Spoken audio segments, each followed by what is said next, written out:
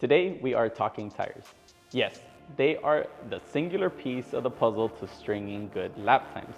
And in my eyes, they are the most crucial part to making a car go fast.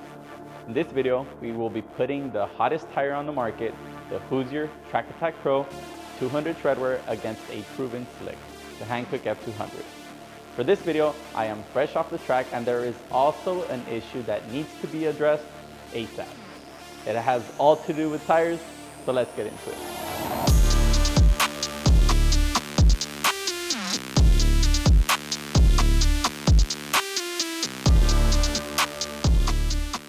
Before we get into the meat and potatoes, I want to start by saying that there is a lot you should consider before moving on to stickier rubber.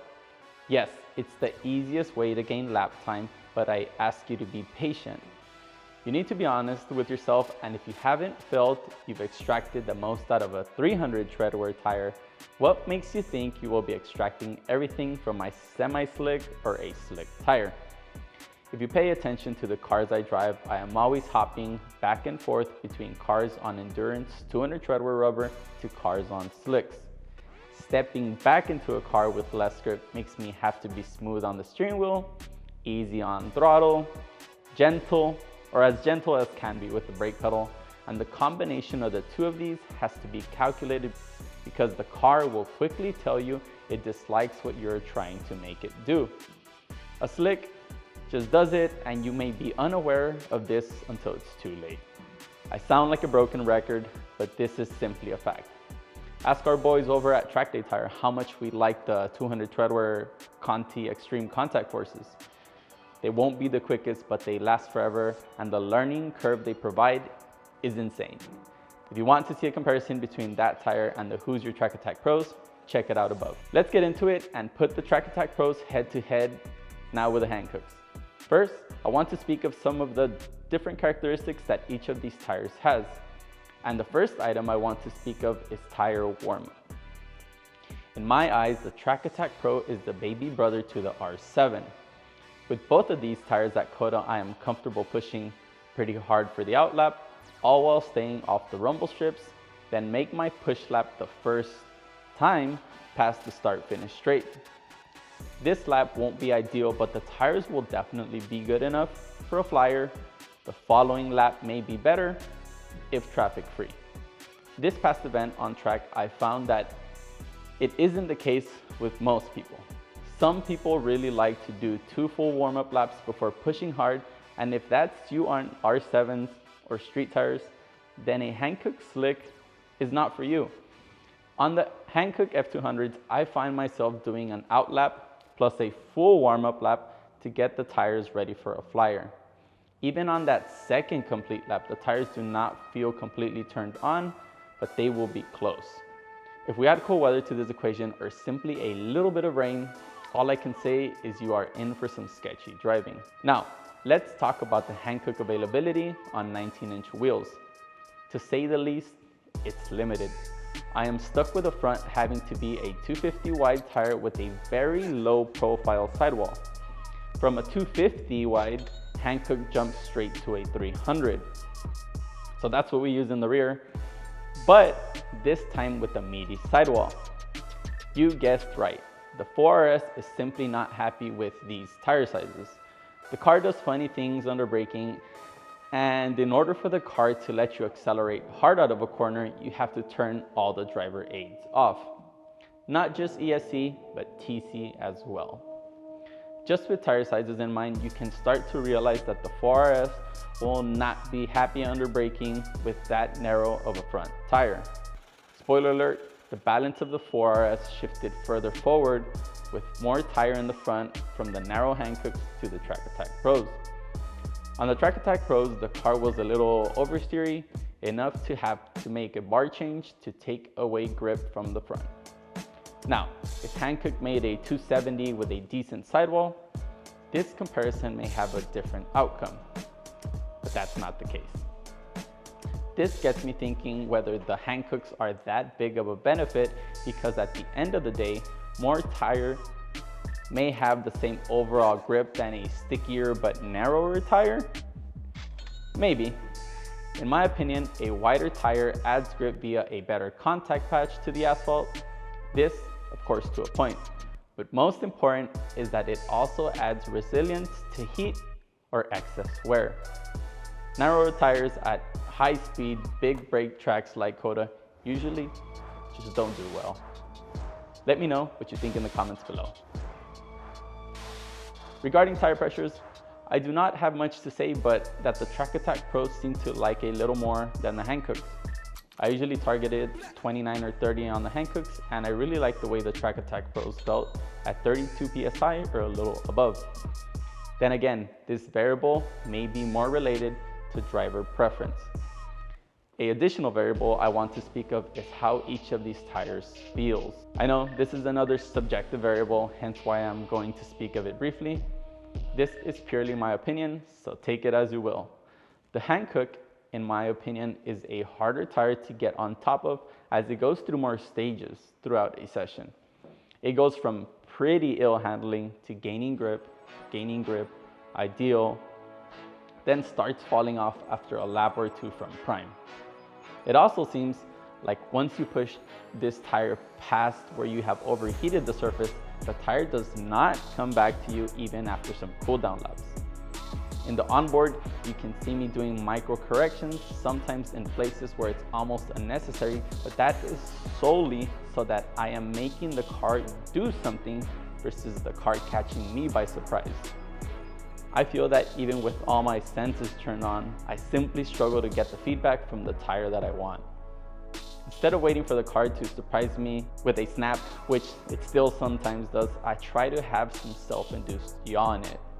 Don't get me wrong, this tire will tell you when it's ready to let go, but the window of sliding under grip or slip angle to letting go is very small. If I were to put this on a scale, the tire has grip, better grip, mega grip, a little bit of sliding under grip, gone.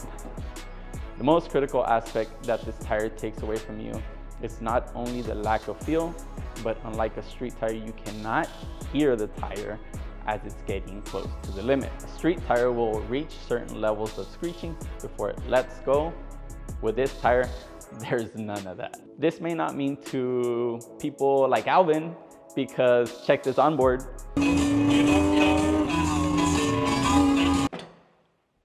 But to some of us, hearing the tire is quite important. Easiest way to describe the Hankook is it gives you the grip, but will have to be willing to live without communication. It's like living with a hot girlfriend that has an attitude. I'd be willing to do it, but how long until it gets dangerous? To drive this tire, confidence must remain high, and also the thought that you are in for some dicey driving that could lead to some spicy fast laps or even some Armco. This is why the tire suits pro racing well. Next, let me talk about the Hoosier Track Attack Pro. This is a groove tire that falls under the 200 treadwear umbrella, but if we are honest, it feels more like a 60 or an 80 treadwear tire. Its big brother, the R7, is 40 treadwear. The reason this is important in my eyes is because there is a correlation between low treadwear numbers and how much a tire communicates to you. This tire does communicate well via the wheel and with audio cues, but still not extremely well. An important aspect when putting these tires head to head is the Track Attack Pros are brand new to the market, so they have the newest tire tech, all while the F200s have been around for a while. We have all seen how important tire technology is.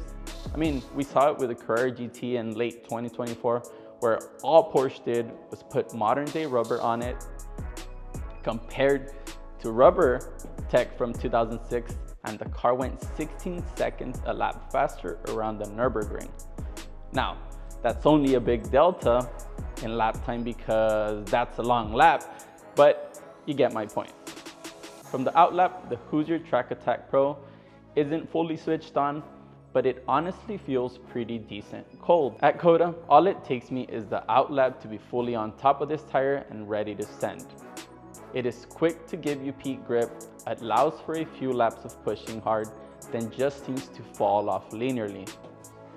With this tire, my onboard still looks a bit sketchy, but that's only because I was trying hard to get into the next number at COTA.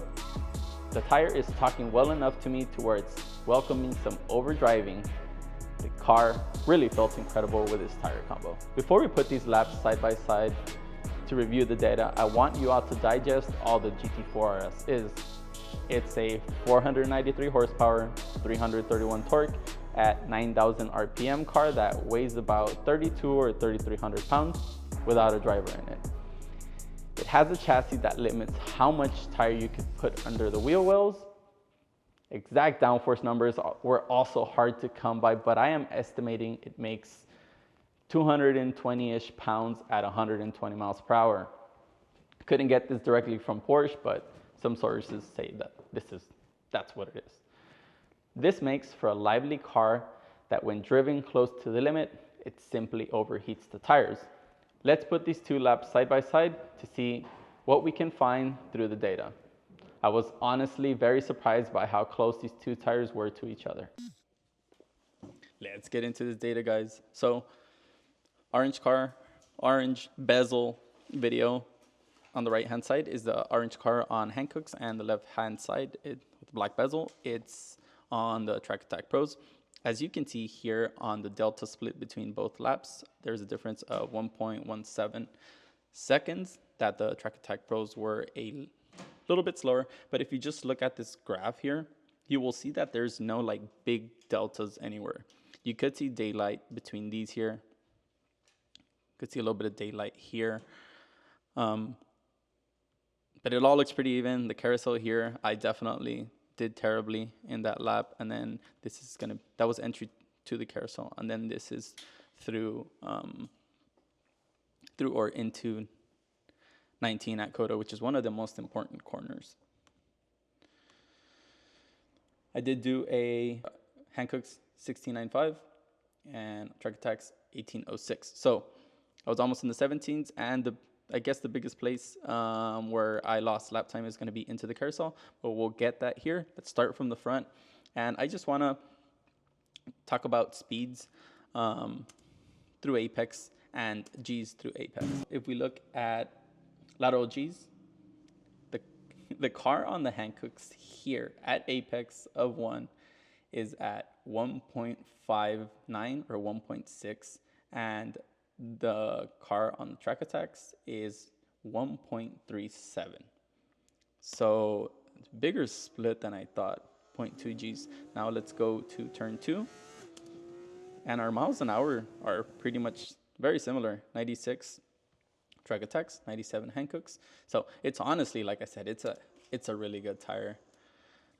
A little bit braver on the Track Attacks. I started using more track, 101 to 102 miles an hour. Orange car is at, I think there's a spike in G's here. Orange car is at negative 1.4 G's, or Hankook negative 1.4, Track Attack negative 1.15. This just makes me wonder how much time I actually left on the table.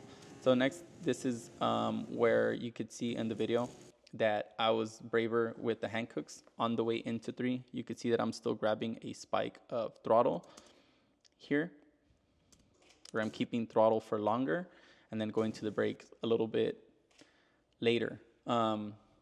Just at this instant right here, I'm going 10 miles an hour faster. Longitudinal G's. I think I have more pedal in one of the cars, so I can't compare there. But braking here, Track Attack, negative 1 or 1G, and then the Hankook 1.17. And there is a little bit of a difference in mile an hour, still 95 to 105. Using a lot of track in both of the cars. A little bit of an oversteer moment with the Track Attacks here. And like I said, that it's a tire that talks great to you. It was just welcome me to overdrive the car. On exit here, you can see on the Hankook, I'm pointing the wrong way when I need to be straightening out the car. A little bit brake on both of the cars. Let's see on exit here, 78 miles an hour to 78. The G numbers 1.7 lateral on the Hankooks, 1.37 on the Hankooks, 1.24 on the Hoosiers. Going up 8, a little oversteer probably with both of them. Run to the edge of the track. I'm using way more track on the Hankooks. 10 on the track attacks is honestly pretty dicey. Hankooks, easy. Brake at the same point, 130, 136. So if you see this transition here from 8, this is going to be 8, going up 8 through the braking of 11. The track attacks lost 1/10 just in that segment.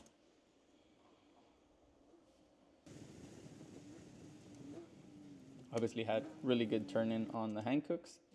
But I also had a big mistake on the track attacks on exit with a snap, kept my foot in it. So it looks like a plateau on the back straight. And this could solely be weather related. The difference is 0.1 between both cars in the back straight, which is nothing.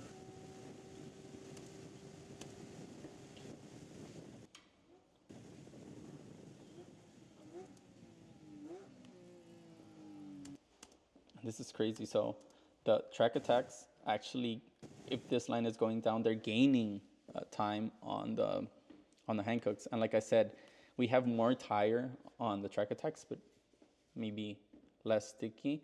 And on the Hankooks, it's less tire, but more sticky. So maybe there's like a sweet spot in the middle in between. But here, just in braking, the track attacks bested the Hankooks by 2/10. 2/10 right here.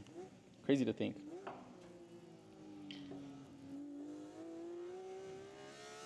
I don't think my line through with the, obviously I forgot to say this, but on throttle, the Hankooks shine, so they take that time back away. Not all of it, but most of it. My line wasn't ideal here with the Hankooks because I had a problem, have a big oversteer with the track attack, so maybe it's a wash. And now for the most important part, the carousel. I entered the carousel with track attacks, I think a little bit too spicy. So I'm at 89 versus 88. 89 here on the track attacks, 88 on the Hankooks. 88, 88. And I think that just that overspeed on entry didn't allow me to get to the apex. Now I'm pulling a lot of speed out of it, 85, 88. But I still know that I'm not going to make that apex, and I'm just begging the car to turn. But the rear of the car is getting a little bit loose. And you can see my corrections, like, come on, baby, turn. Both cars on the way in, 76. So 3 miles an hour faster in the forest through here. And you could see this little gap here, which, as I tell you, is important. That's what you look for. 4 mile an hour difference entering 11. And there is a loss of lap time for the track attacks through here. And then there's another loss of lap time as we are entering turn 20. The Hankooks, I just feel like I could roll speed in sometimes to the corners, and the track attacks, I just kind of have to measure up a little bit. All I can say is I really like both of these tires, and I don't know where to stand. The Track Attack Pros are a great tire, but they live in their own world. With the few sets I have ran, they seem to lack longevity, but do keep their performance, or maybe even gain performance and lap time as they lose tread depth. For us that trailer the cars to the track, it's probably best to use a non-groove slick, but for those of you who have to drive the car to and from the track, or maybe fit a rule set, this may be the tire for you. If you are in to try these tires, hit up our boys over at Track Day Tire. Before I go, let's address the problem I encountered the last time on track. If you find yourself on a slick tire, whether that be an R7, Hankook, Pirelli, and like to take a slow warm-up, please consider letting the people behind you through that have tires that turn on quickly. Most of them aren't outlap heroes, but I do understand there are some people pushing way above their capability. There is no need to just hold back a car just because you aren't comfortable pushing right away. Just imagine, by the time you have built enough momentum and are up to speed in your car, the car that was in your bumper for a few laps will have tires that are starting to give up. Be courteous, and more importantly, be mindful to everyone around you, as we are all on track to have a good time. Let him by. Worst case, you hunt him down and get a point by, or next thing you know, you have a rabbit to chase and end up with a personal best on track. That's it for me today. Remember to like, comment, and subscribe to the channel, and send this to your friend who you want to continue to develop as a driver. Feel free to dig through the channel for similar content, and guys, I'll see you guys at the racetrack.